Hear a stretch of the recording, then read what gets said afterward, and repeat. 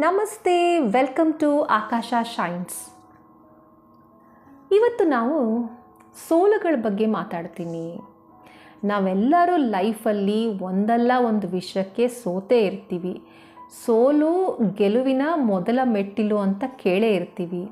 ಎಷ್ಟೊಂದು ವಿಷಯದಲ್ಲಿ ಸೋತಿರ್ತೀವಿ. ಅದು ನಮ್ಮ ಎಕ್ಸಾಮಲ್ಲಿ ಫೇಲ್ ಆಗಿರ್ಬೋದು, ಅಥವಾ ಇಂಟರ್ವ್ಯೂ ಸರಿಯಾಗಿ ಮಾಡೋಕ್ಕಾಗದೆ ಇಂಟರ್ವ್ಯೂನಲ್ಲಿ ಪಾಸ್ ಆಗದೆ ಇರ್ಬೋದು, ಇಲ್ಲ ಲವ್ ಫೇಲ್ಯೂರ್ ಆಗಿರ್ಬೋದು, ಡೈವೋರ್ಸ್ ಆಗ್ತಾ ಇದೆ, ತುಂಬ ತಲೆ ಕೆಡ್ತಾ ಇದೆ, ತುಂಬ ಬೇಜಾರಾಗ್ತಾ ಇದೆ ಅನ್ನೋರು ಇರ್ಬೋದು, ಗಂಡ ಹೆಂಡತಿ ಪ್ರಾಬ್ಲಮ್ಸ್ ಇಬ್ರಿಗೂ ಸರಿ ಹೋಗ್ತಾ ಇಲ್ಲ ಅನ್ನೋ ಸಮಸ್ಯೆಗಳಿರ್ಬೋದು, ಸಾಲ ತೀರ್ಸೋಕ್ಕಾಗ್ತಾ ಇಲ್ಲ, ಲೋನ್ ಕಟ್ಟಬೇಕು, ಮಕ್ಕಳು ಫೀಸ್ ಕಟ್ಟಬೇಕು, ಕೈಯಲ್ಲಿ ಒಂದು ಪೈಸಾ ದುಡ್ಡಿಲ್ಲ, ಹೆಂಡತಿ ವಿಶಸ್ ಪೂರ್ತಿ ಮಾಡೋಕ್ಕಾಗ್ತಾ ಇಲ್ಲ, ಅಪ್ಪ ಅಪ್ಪನ ಸರಿಯಾಗಿ ನೋಡ್ಕೊಳಕ್ಕಾಗ್ತಾ ಇಲ್ಲ.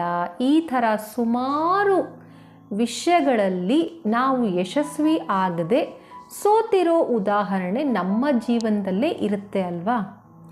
ಆದರೆ ಈ ಸೋಲಿನ ನಂತರ ನಾವು ಎಲ್ಲದರಿಂದ ದೂರ ಆಗಿ ಡಿಪ್ರೆಷನ್ಗೋ ಅಥವಾ ಜೀವನನೇ ಎಂಡ್ ಮಾಡ್ಕೋತೀನಿ ಅನ್ನೋ ತನಕ ಬಂದು ನಿಲ್ಲಬಾರ್ದು. ಯಾವುದೇ ಸೋಲಿಗೆ ನಮ್ಮ ಜೀವನದಲ್ಲಿ ಅಷ್ಟೊಂದು ಮಹತ್ವ, ಇಂಪಾರ್ಟೆನ್ಸ್ ಕೊಡಬಾರ್ದು. ಸೋತಿದ್ದೀವಿ, ಆಯಿತು, ಸ್ವಲ್ಪ ದಿನ ಬೇಜಾರಾಗಿದೆ, ಎಲ್ಲರಿಂದ ದೂರ ಉಳಿತೀವಿ, ಯಾರ ಜೊತೆನೂ ಮಾತಾಡೋ ಮನಸ್ಸಿಲ್ಲ, ಯಾರ ಜೊತೆನೂ ಒಡನಾಟ ಬೇಕಾಗಿಲ್ಲ, ನಮ್ಮ ಪಾಡಿಗೆ ನಾವು ಇರ್ತೀವಿ ಅನ್ನೋದೆಲ್ಲ ಓಕೆ. ಆದರೆ ಇಷ್ಟೇ ನನ್ನ ಜೀವನ, ಇಷ್ಟೇ ದಿ ಎಂಡ್ ಆಗೋಯ್ತು, ನನ್ನ ಕೈಲಿ ಆಗಲ್ಲ, ನಾನು ಇನ್ಯಾವತ್ತೂ ಗೆಲ್ಲಲ್ಲ ಅಂತ ಅಂದ್ಕೊಳ್ಬಾರ್ದು.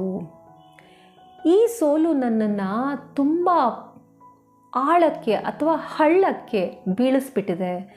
ಎಷ್ಟು ಪಾತಾಳದಲ್ಲಿದ್ದೀನಿ ಅಥವಾ ಎಷ್ಟು ಕೆಳಗೆ ಬಿದ್ದಿದ್ದೀನಪ್ಪ ಅಂದರೆ ಮತ್ತೆ ನಾನು ಎದ್ದು ಬರೋಕ್ಕೆ ಆಗಲ್ಲ ಅಂತ ಅನ್ನಿಸ್ಬೋದು. ಆದರೆ ನೀವು ಬದುಕಿದ್ದೀರಾ ಅನ್ನೋದೇ ದೊಡ್ಡ ವಿಷಯ ಅಲ್ವಾ? ನಾವಿನ್ನೂ ಉಸಿರಾಡ್ತಾ ಇದ್ದೀವಿ. ಈ ಸೋಲಿನ ನಂತರ ನೀವಿನ್ನೂ ಉಸಿರಾಡ್ತಾ ಇದ್ದೀರಾ.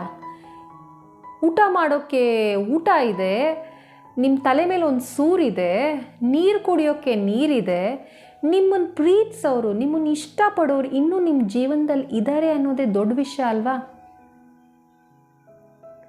ಇಷ್ಟು ಇರಬೇಕಾದ್ರೆ ಜೀವನಕ್ಕೆ ಇನ್ನೇನು ಬೇಕು? ನೀವು ಥ್ಯಾಂಕ್ಫುಲ್ ಆಗಿರಬೇಕು. ಜೀವನಕ್ಕೆ ಒಂದು ಸೆಲ್ಯೂಟ್ ಹೊಡಿಬೇಕು. ಸೋಲುಗಳು ಬಂದವು, ನಾನಿನ್ನೂ ಬದುಕಿದ್ದೀನಿ, ಖುಷಿ ಪಡಿ. ಜೀವನಕ್ಕಿಂತ ದೊಡ್ಡ ಗಿಫ್ಟ್ ಯಾವುದಿದೆ? ನಮ್ಮ ಹಿರಿಯರು ಹೇಳಿಲ್ವಾ, ಜೀವನ ನದಿ ಥರ, ನದಿ ಹರಿತಾನೇ ಇರುತ್ತೆ. ಸಮುದ್ರ ಸೇರೋ ತನಕ ನದಿ ಎಲ್ಲಾದರೂ ನಿಲ್ಲುತ್ತಾ? ಎಲ್ಲ ಅಡೆತಡೆಗಳನ್ನ ಮೀರಿ ದಾರಿನಲ್ಲಿ ಬರೋ ಎಲ್ಲ ಆಬ್ಸ್ಟಕಲ್ಸ್ನ ದಾಟಿ ನದಿ ಹರಿದು ಸಮುದ್ರನ ಸೇರುತ್ತೆ. ನಾವು ಕೂಡ ಅಷ್ಟೇ.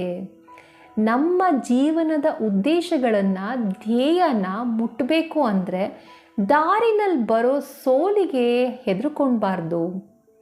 ಅದನ್ನೆಲ್ಲ ದಾಟಿ, ಅದನ್ನೆಲ್ಲ ಮೀರಿ ಮುಂದೆ ಸಾಗಬೇಕು. Moment is life. ಜೀವನ ಇರೋದು ಸಾಗ್ತಾ ಇರೋದ್ರಲ್ಲಿ, ಮೂಮೆಂಟಲ್ಲಿ. ಜೀವನ ಯಾವತ್ತೂ ನಿಂತ ನೀರಲ್ಲ. ಹಾಗಾಗಿ ಯಾವುದೇ ಸೋಲ್ಗೆ ನಮ್ಮ ಜೀವನಕ್ಕೊಂದು ಫುಲ್ ಸ್ಟಾಪ್ ಇಡೋ ಶಕ್ತಿ ಕೊಡಬೇಡಿ. ನಾವು ಬದುಕಿದ್ದೀವಿ ಅನ್ನೋದೇ ದೊಡ್ಡ ಗಿಫ್ಟು, ದೇವ್ರು ಕೊಟ್ಟಿರೋ ಗಿಫ್ಟು. ಈ ಬದುಕು ಅನ್ನೋ ಗಿಫ್ಟನ್ನು ಸರಿಯಾಗಿ ಉಪಯೋಗಿಸ್ಕೊಳ್ಳಿ. ಸೋಲು ಇವತ್ತು ಬರುತ್ತೆ, ನಾಳೆ ಇನ್ನೊಂದು ಹೊಸ ಹುಟ್ಟಾಗತ್ತೆ, ಇನ್ನೊಂದು ಹೊಸ ಜೀವನ ಶುರುವಾಗತ್ತೆ. ಇವತ್ತು ನಾವು ಕೆಟ್ಟ ರೀತಿಲಿ ಸೋತಿದ್ದೀವಿ, ಎದ್ದೇಳಕ್ಕಾಗದೇ ಇರೋಷ್ಟು ಕೆಳಗೆ ಬಿದ್ದಿದ್ದೀವಿ ಅಂದರೆ ನಮ್ಮ ಜೀವನದಲ್ಲಿ ಏನೋ ಒಂದು ಬದಲಾವಣೆ ಸಾಧ್ಯ ಆಗ್ತಾ ಇದೆ, ಏನೋ ಒಂದು ಬದಲಾವಣೆ ಶುರು ಆಗ್ತಾ ಇದೆ ಅಂತಾನೆ ಅರ್ಥ. ಈ ಬದಲಾವಣೆ, ಈ ಚೇಂಜ್ ಒಳ್ಳೆಯದಕ್ಕ ಕೆಟ್ಟದಕ್ಕ ಅನ್ನೋದು ನಿಮ್ಮ ರಿಯಾಕ್ಷನ್ ಟುವರ್ಡ್ಸ್ ಫೇಲ್ಯೂರ್ ಮೇಲೆ ಡಿಪೆಂಡೆಂಟ್ ಆಗುತ್ತೆ. ಅಂದರೆ ನಿಮ್ಮ ಸೋಲು ಆದ ನಂತರ ಯಾವುದಾದ್ರೂ ಒಂದು ವಿಷಯದಲ್ಲಿ ನೀವು ಸೋತಾಗ ನೀವು ಹೇಗೆ ರಿಯಾಕ್ಟ್ ಮಾಡ್ತೀರಾ, ಅದಾದ ಮೇಲೆ ನಿಮ್ಮ ಪರಿಸ್ಥಿತಿಯೊಡನೆ ಅಥವಾ ಯಾರು ಸೋಲಿಗೆ ಕಾರಣ ಆಗಿದ್ದಾರೋ ಅವ್ರ ಹತ್ರ ಇರ್ಬೋದು, ಅಥವಾ ನಿಮ್ಮ ಇಡೀ ಜೀವನನ ನೀವು ಹೇಗೆ ಕಟ್ಕೋತೀರಾ ಅನ್ನೋದ್ರ ಮೇಲೆ ನಿಮ್ಮ ಜೀವನದಲ್ಲಿ ಆಗ್ತಾ ಇರೋ ಬದಲಾವಣೆ ಒಳ್ಳೆಯದಕ್ಕೋ ಕೆಟ್ಟದ್ದಕ್ಕೋ ಅನ್ನೋದು ಡಿಸೈಡ್ ಆಗುತ್ತೆ. ಆದರೆ ಸೋಲು ನಮ್ಮನ್ನು ಶಾಶ್ವತವಾಗಿ ಮಲಗಿಸೋಕ್ಕೆ ಬಿಡಬಾರ್ದು. ಜೀವನದಲ್ಲಿ ಇನ್ನೂ ದೊಡ್ಡ ಸ್ವೀಟೆಸ್ಟ್ ಸರ್ಪ್ರೈಸ್ ನಮಗೋಸ್ಕರ ಕಾಯ್ತಾ ಇದೆ. ನಾವು ಜೀವನದಲ್ಲಿ ಮುಂದೆ ಸಾಗಬೇಕು ಅನ್ನೋ ನಂಬಿಕೆ ಇಟ್ಕೊಂಡು ಜೀವನ ನಡೆಸ್ಕೊಂಡು ಹೋಗಬೇಕು. ಈ ಸೋಲುಗಳು ರೋಡ್ನಲ್ಲಿ ಬರೋ ಒಂದು ಬಂಪ್ ಥರ. ಹುಬ್ಬು ತಗ್ಗು ಇಲ್ದಲೇ ಇರೋ ರೋಡ್ ಇಲ್ಲ ಅಲ್ವಾ, ಹಂಪು ಬಂಪು ಇಲ್ದಲೇ ಇರೋ ರೋಡ್ ಇಲ್ಲ ಅಲ್ವಾ, ಈ ಸೋಲುಗಳು ಕೂಡ ಹಾಗೆ. ಆದರೆ ರೋಡ್ನಲ್ಲಿ ನಡಿಲೇಬೇಕು, ನಮ್ಮ ಧ್ಯೇಯನ ನಾವು ರೀಚ್ ಆಗಬೇಕು ಅಂದರೆ. ಹಾಗಾಗಿ ಸೋಲು is just a comma, not a full stop. ಇದೊಂದು ಸೋಲು ಅನ್ನೋದು ಒಂದು ಅಲ್ಪ ವಿರಾಮ, ಫುಲ್ ಸ್ಟಾಪ್ ಅಂದರೆ the end of the journey ಅಲ್ಲ. ಹೀಗೆ ಹೇಳ್ತಾ ನಮ್ಮ ಫೇಲ್ಯೂರ್ಸ್ನ ನಾವು ಸರಿಯಾದ ರೀತಿಯಲ್ಲಿ ಉಪಯೋಗಿಸ್ಕೊಂಡು ನಮ್ಮ ಜೀವನಕ್ಕೆ ಒಂದು ಬದಲಾವಣೆನ ನಾವೇ ಸರಿಯಾಗಿ ಮಾಡಿಕೊಂಡು ಮುಂದುವರಿಯೋಣ ಅಂತ ಹೇಳ್ತಾ ನಾನು ಈ ವಿಡಿಯೋನ ಇಲ್ಲಿಗೆ ಮುಗಿಸ್ತಾ ಇದ್ದೀನಿ. ನೀವಿನ್ನೂ ಆಕಾಶ ಶೈನ್ಸ್ಗೆ ಸಬ್ಸ್ಕ್ರೈಬ್ ಆಗಿಲ್ಲ ಅಂದರೆ ದಯವಿಟ್ಟು ಈ ಕೂಡಲೇ ಸಬ್ಸ್ಕ್ರೈಬ್ ಆಗಿ, ಬೆಲ್ಲೈಕನ್ ಒತ್ತಿ ನೋಟಿಫಿಕೇಷನ್ಸ್ಗೆ. ಈ ವಿಡಿಯೋ ಇಷ್ಟ ಆಗಿದ್ರೆ ಲೈಕ್ ಕೊಡಿ, ಫ್ರೆಂಡ್ಸ್ ಫ್ಯಾಮಿಲಿಯೊಂದಿಗೆ ಶೇರ್ ಮಾಡಿ. ಮತ್ತೆ ಸಿಗೋಣ ಮುಂದಿನ ವಿಡಿಯೋದಲ್ಲಿ. ಅಲ್ಲಿವರೆಗೂ ಟೇಕ್ ಕೇರ್, ನಮಸ್ತೆ, ಕೀಪ್ ವಾಚಿಂಗ್ ಆಕಾಶ ಶೈನ್ಸ್.